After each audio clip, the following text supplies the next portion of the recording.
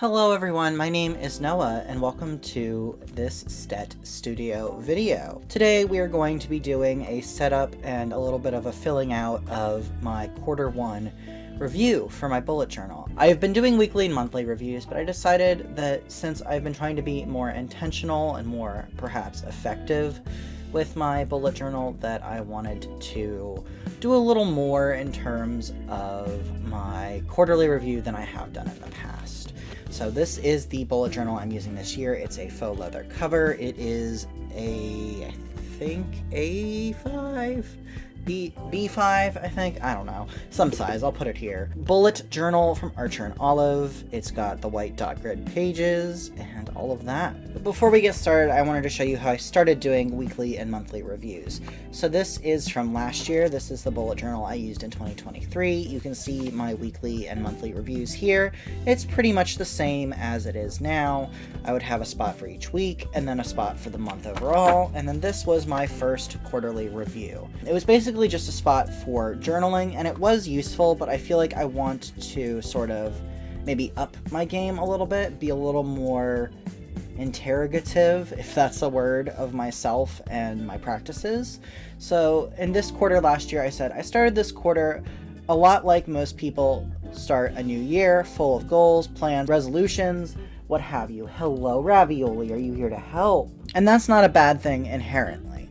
I will say, thinking each quote-unquote big project could and would be done in a month was a bit idiotic on my part. I do think realizing that it was more of a home base early on was smart and helpful. However, I seem to be a bit homeless at this point, to continue the metaphor. So the big projects were basically just that, a big project that I wanted to focus on overarching throughout the month, each month. And they really, yes, I love you, my boy. Can you lay down somewhere for me? He's like, this is not nearly as interesting as I am. Yeah, I give you smooches, you're a good boy. So yeah, it was basically just a project that I thought I was going to work on over the month, each month, and do. I think the first one was working on my recording studio filming space, which I can link to the video I did of that, but that took not quite a month. It took more than a month. And then after that, you know, it was just kind of everything was off kilter, and I realized very quickly that that wasn't really something that was going to work. So then I said, I have gotten very disconnected from my big project of getting my Skillshare courses back up. I did get the recording studio up and running, and I am using it, so that's good at least. However, I haven't recorded the first class yet. I need to make that a priority, maybe next week.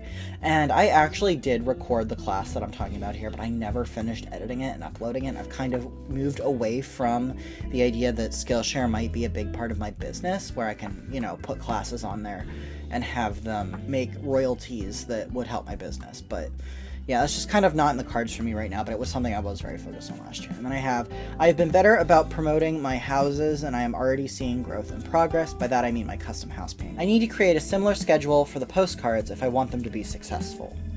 And that was the postcard club that I ran last year and part of this year, which is not active anymore, but it was a good experiment.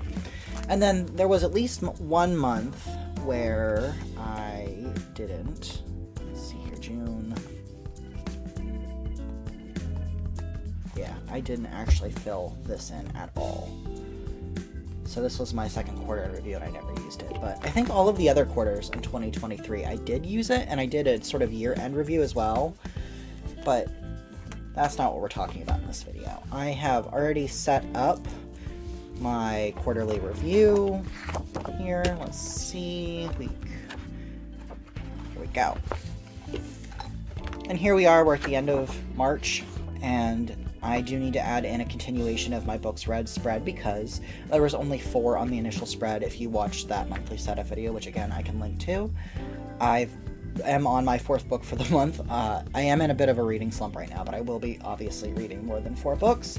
I think I'm going to put a quote down here, maybe not. I might just leave it open in case I do read more than 6 more books. And then I have a spot here for reflection.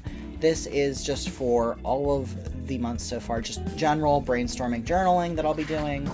And then we have Q1 review and reflect, and I have some more specific things here, including a little bit about the statistics for my writing, and I'll talk about that more as we get into it. And then we have reflecting on my schedule, because that's something I've been really tweaking this year, is creating a schedule that works for me, and I want to, like I said, reflect on that. And I think I will leave space down here for a quote as well. I don't know. We'll see.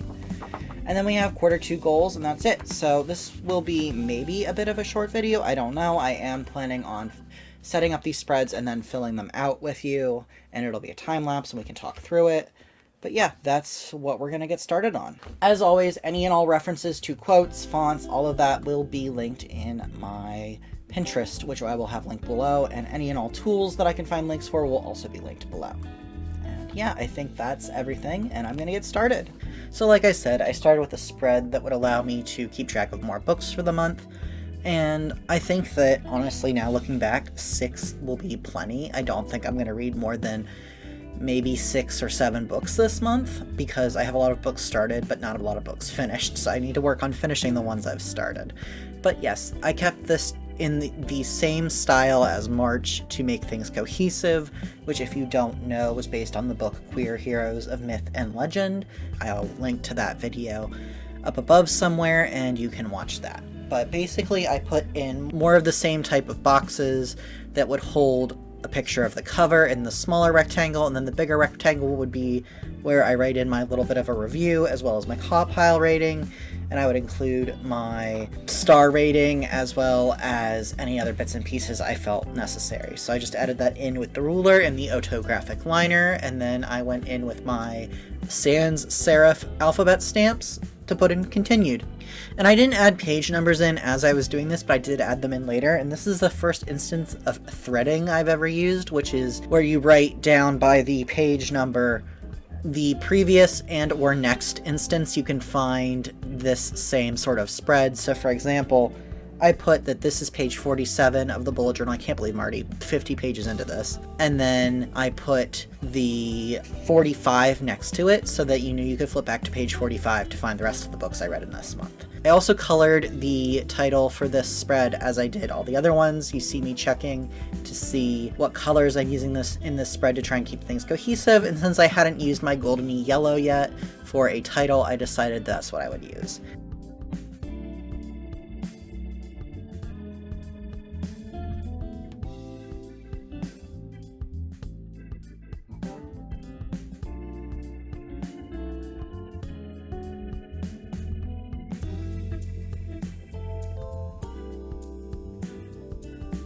And now on to the Q1 reflections proper.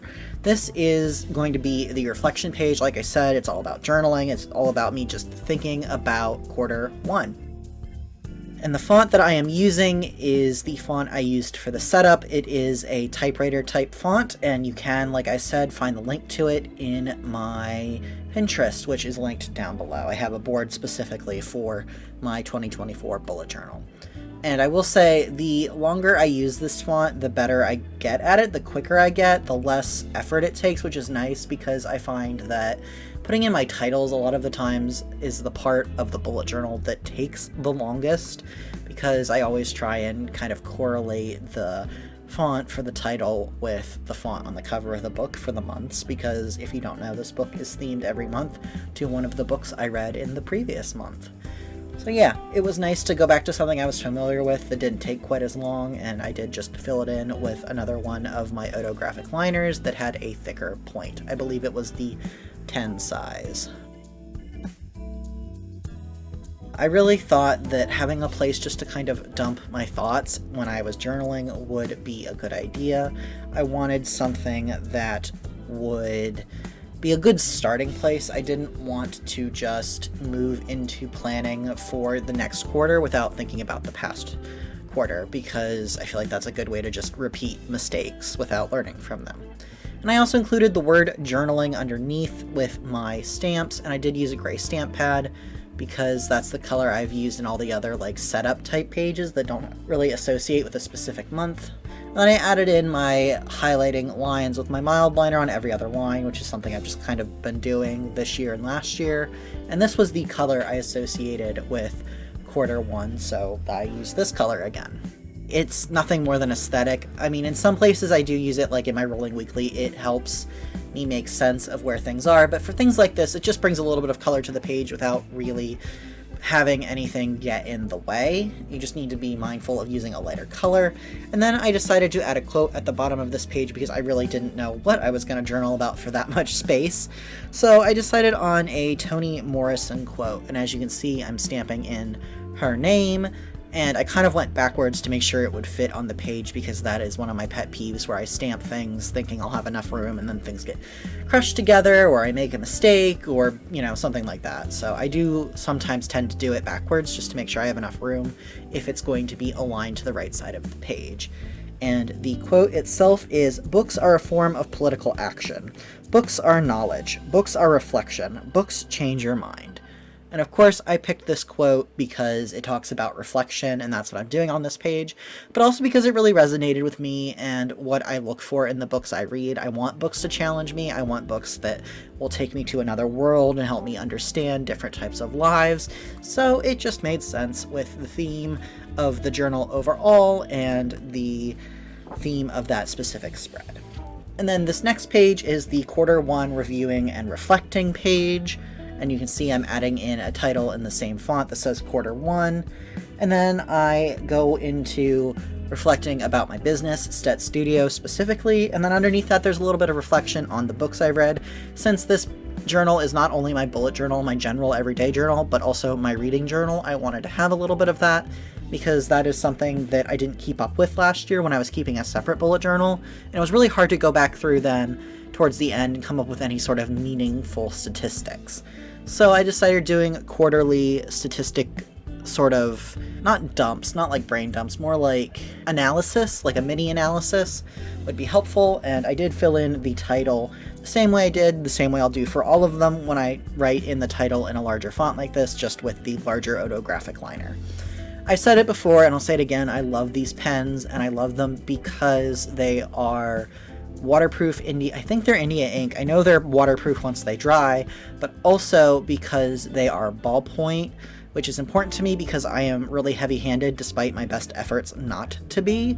So having a nib that doesn't just crush up inside the pen like they tend to with like other microns is really important to me. So these are my favorite pens. I use them in my bullet journal. I use them for my custom house paintings that I do. I use them in pretty much all of my art. If there's going to be a fine liner, it's going to be there. And I stamped in using the typewriter font to match the titles, review, and reflect because that was what I was going to be doing. And then I decided for Stet Studio, which you will see in a moment once I'm done drawing in all these little boxes, that I would sort of just write Stet Studio in a sort of typewriter font. I wanted it to be similar and match, but also be a bit different. So that was my attempt at writing in a typewriter font, which you will see. And then we have all these boxes. I have my different goals that I wrote in. I had all these goals at the beginning of the year, and you'll see I pick them off of the planning for quarter one when I write them in. And then I wrote in when I was supposed to be finishing them, what month, and whether I met the goal or not. And then the two smaller boxes are for wins and challenges where I could just sort of bullet point list them in. And I found that I honestly completed more of my goals than I thought I did.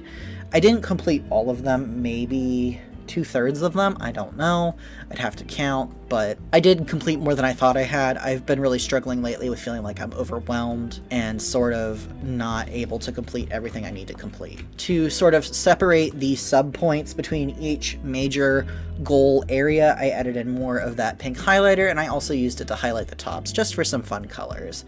And then for my book stats, I have total number of books read, audiobooks, physical books, and graphic novels, and then I created a little line graph, which you will see. I haven't added in the lines, which I plan to, so it's just a dot graph now to show my reading month by month. And I do add in all the statistics in pencil because obviously when I filmed this, March was only like halfway over, and even as I'm recording this audio, it's the 25th, so I have a little bit till the end of the month, so these things might change. And I also had a spot for genres. I had LBGT plus nonfiction, tarot nonfiction, other nonfiction, fantasy, science fiction, dystopian, and thriller. And for books read, I had 22 books, audiobooks 5 books, physical books 13, graphic novels 2. For LBGT plus nonfiction, I had 3. For other nonfiction, I had 5. For tarot nonfiction, I had 3. Dystopian 1, thriller 0, fantasy 2, and science fiction 3. And I just went through and filled everything in bringing it from that first spread, like I mentioned, up to this one. Some of it I had remembered to do when I was penciling it in. The book titles that I was planning on reading for research, I didn't, so I did have to go back and get them, which you will see. And I feel like this was a really effective way to be objective about quarter one after having been more, not necessarily emotional, but just journaling about it. So I suppose a little more emotional. This is more factual, and I feel like having a blend of those things is good. And I did, before I finished filling everything in, create the next spread, which was new schedule.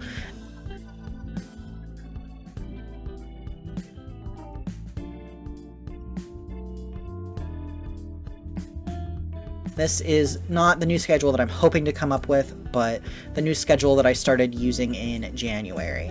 So I created a section for wins and challenges, which is the same wording I used on the previous spread, and it really is just a place for me to think about what I'm doing and how effective it is, and what I like about it, and what I want to keep versus what I don't want to keep.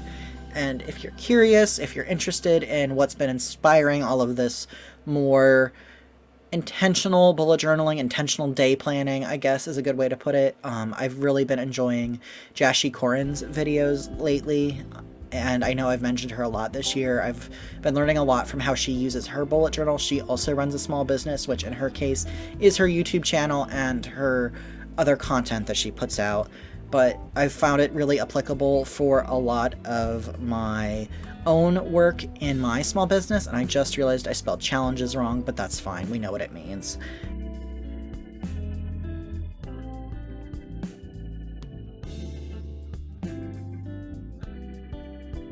And then I also included a spot for planning for Schedule 2, and that was originally supposed to go all the way to the bottom, but as I was drawing in the square, I decided to give myself a little extra room, just because, like I did with the first box where I was planning out, or where I was reflecting on quarter one, I didn't think that I was going to be able to fill that whole box, so I decided that I'd put a quote in there, and I also included the every other line coloring, and I should have, if I really wanted to be specific about it, I should have used the color for quarter two, but it really doesn't matter.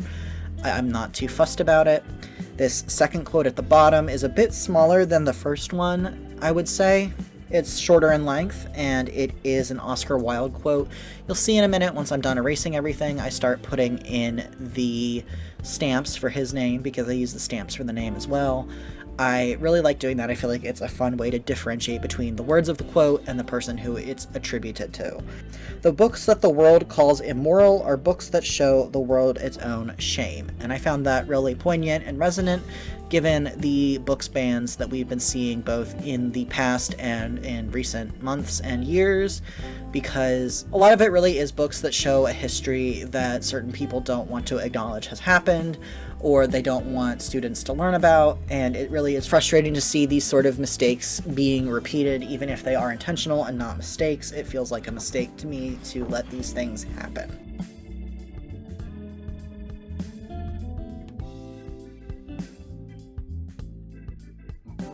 Then for the final spread, we have quarter two goals. I'm using the same sort of typewriter font and coloring it in the same way and all of that. And this is a really still somewhat blank page even when I finish it, which you'll see later.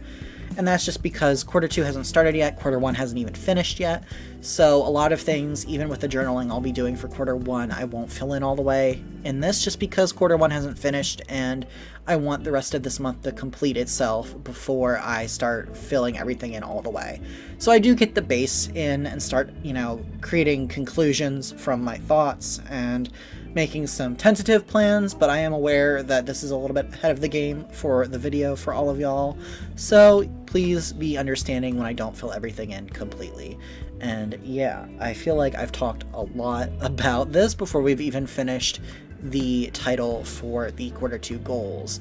And this is why, if you're curious, I don't often include the coloring in of the titles or the blocking in of the titles once I get the outlines in for my monthly spreads, but it's fine. I think that having a little more time to talk about this, since this is me reflecting on the past 3 months, I can't believe we're already 3 months into the year, I think it's good for me to have a little more time to talk, even if I do ramble a little bit and stutter and trip over my words. Gosh, of course I tripped right there. But I think for quarter two, I think the biggest thing for me is going to be finding a way to be more efficient. Not necessarily because I want to get more done. I want to maybe have a little more breathing room around what I get done. I'm not sprinting from the moment I get up to the moment I go to sleep. I want to be able to, maybe move it a little bit of a slower pace. I don't know if that makes sense for being more efficient, but that's the thought. You can see here I'm including the titles of the books that I've been reading for research, and you can probably guess what my project is that I'm working on based on the titles of the books and all of that, but I just haven't been ready to formally announce it yet, so you'll just have to wait if you can't figure it out, and that's okay. So I was including in all the titles because I wanted to keep track of which ones I'd read without having to go all the way back to quarter one, my quarter one planning, where I did initially write this list down. And then I included in that I was planning on reading these from January through to April. So I wasn't planning on reading every single one of these books in the first quarter, but since it was all sort of the same thing, I wanted to include all of them. Also, it would give me the full list to choose from when I was looking at it. I could know. So since I did that initially, I brought it over into the reflection from the planning. And you can see me just adding a few more things in.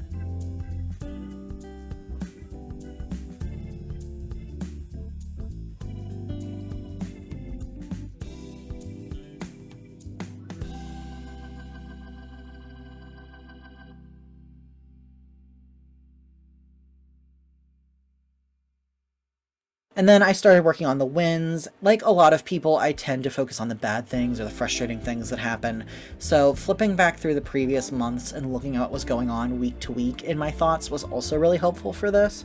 And I was really excited that I felt like there was enough good stuff going on in my life that I was able to fill this whole box with wins. And of course I was able to fill the whole challenges box just because that's life. Things are always challenging, especially when you're running a small business, but I think it's important to keep things balanced and to acknowledge how far you've come, even if it hasn't been perfect.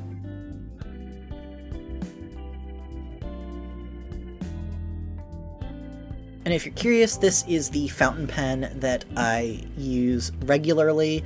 It's one of my favorites. It's a Pilot pen, I believe. No, it is a pre-fount pen. Maybe it's a Pilot pre-fount? I don't know. The markings have all worn away, but I do like using a fountain pen in my bullet journal. I use a waterproof anti-feather black ink to try and keep things as neat as possible, even though that doesn't always happen.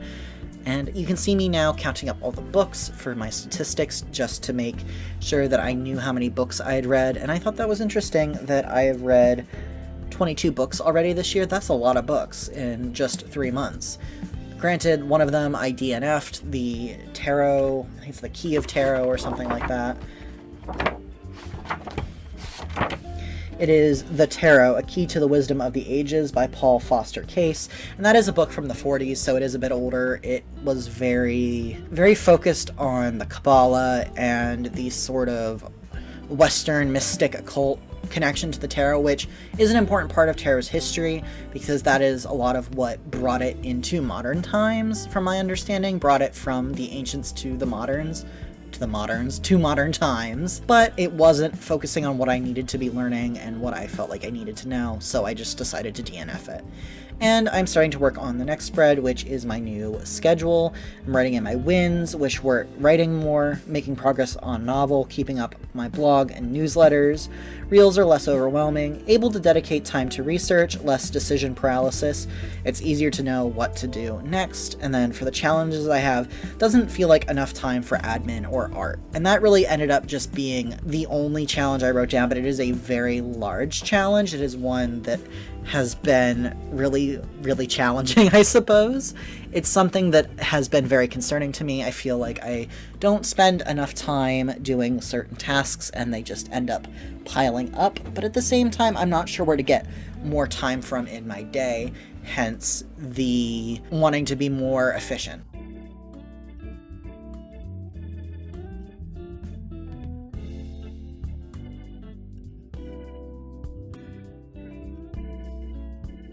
And then I flipped all the way back to the beginning for the reflection, the journaling. I think if I remember correctly, I kind of forgot about this. I just went into the statistics and didn't even really think about it. I wish I'd done this first because I feel like this would have been probably a good starting point, but it doesn't matter. It can be imperfect. And I wrote, Q1 started with a rough start, my top surgery being canceled. This means I have more time to work, or at least I thought, but I'm not sure if it actually amounted to that. It was also weird working towards the goals I wrote about in my grant proposal without even knowing if I would get it, although it gave me a heading of sorts. I really like the schedule I have been developing, but it's starting to feel like it isn't working anymore. I also do really like this size of bullet journal, although I'm not a fan of the vegan leather. I wonder how it will be to alter the schedule to still be on time with my projects. I think one of my big tasks of Q2 is making my video making and editing quicker. Also, looking back, I repeatedly mentioned falling behind. I think I decided to put too much on my plate, i.e. I should have just decided to skip Not Just Sistery, perhaps. Not Just Sistery is a series of paintings that I do about specifically trans women from throughout history. I am planning on including trans men and other trans and non-binary individuals, but I have found that it was maybe a little too much to try and do for Women's History Month for March, which I have done the past 2 years and really enjoy, but with just the way things have been going and my workload, I think maybe I should have just left it off, which is sad. I did complete one painting of Vanessa Show. I really loved how it turned out, and I also wrote a blog post about her and really enjoyed that process, so I think that perhaps it's something I will definitely keep doing, but not something I can do right now, which is sad because I enjoy it. But I think that's a really important part of being a small business owner and doing work in general independently, is knowing when to let things go and set them maybe on the shelf for later. And you can see me flipping through the different reviews and reflections I've written throughout the year so far to add more to my journaling here. And I read you the whole thing, so I don't really have anything to add. It only fills up about a half of the page, but I do expect to add a little more to it once the month is over, once I've had the rest of this month to consider, and maybe have tried practicing a few of these things. I've been trying a few different things here and there to see what might work for Q2, but I'm trying not to stress too much about finding the perfect solution to my schedule, because that's not going to happen. I'm just going to keep augmenting things and finding things that work better, and then things that worked are not going to work, and that's just life. You just got to be able and willing to change things and adapt. And then I started filling in the planning for Q2 schedule, and I have maybe spend all of 1 week making all videos and content. I'm thinking maybe a monthly cycle, maybe protocols for some things will help. Maybe once the intense research phase is over, I can make less time in my schedule for it. I wonder if each week could have its own theme based on the work that needs to be done for my goals and to keep Stet Studio running. I think having the goals visible might be more useful than a tracker. And by a tracker, I mean tracking to see if I was following my schedule correctly or not. I included that for a couple months. I actually may have every month or since February, I don't know, but I have found that I might use it for about a week at the beginning of the month and then just stop using it. And it's really hard to fill in accurately later on because I don't remember 3 days later what I was doing from 3 p.m. to 5 p.m. or from 1 to 3. I don't know. Was I on task? Was I not on task? I don't remember. So I think that maybe dropping the tracker is a good idea, and it shouldn't be all that surprising to me because I've tried trackers in the past and they really don't work for me. I find, like I said, I'll fill them in a couple times and then just not at all, and then I feel bad about not filling them in. So, it was worth trying. I think that it could be really useful for some people to see how they utilize their time, what times of day they tend to be off task, but for me it was not a tool that I could utilize, so I'm going to find different ways to use my bullet journal that work for me better, and that's definitely something I recommend for everybody. If you think you have to do something one way, or this way is the best way, or it looks like it works really well from the people you've seen on social media, that's fine. You can give it a try. I don't think there's anything wrong with that. I think that's one of the great things about engaging in content that other bullet journal makers have created, but don't get so stuck to the idea of having one way to do it. Be willing to find what works for you.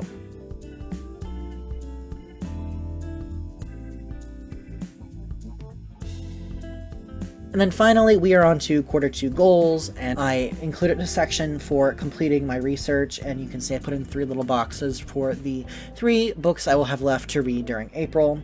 We have wholesale, which is one of the things I've been focusing on. I want to start selling my products wholesale, and it was something that I was hoping to have finished in the first quarter, but I didn't, so I'm going to keep working on it in the second quarter because it's important enough to me to keep working on, even though it wasn't done in time and it will push other things back.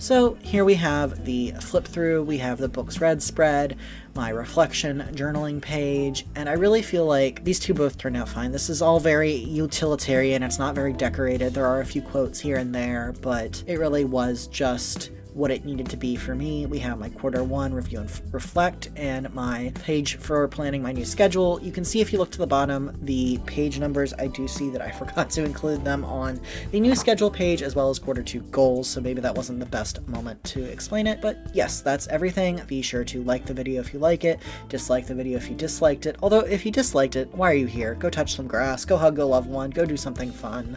Be sure to leave a comment, tell me what you're working on for quarter 2, what you use your bullet journal for. Do you do quarterly reflections? Do you not? Just tell me what works for you. I'm very curious. Also, what books are you reading? Is there anything you think I should try reading as the year goes on? And I think the other thing I'm supposed to ask you to do is ring the bell so you know when I'm going to be posting my next video. And yeah, I think that's everything. Thank you so much for spending some time in the STET studio with me today. Goodbye!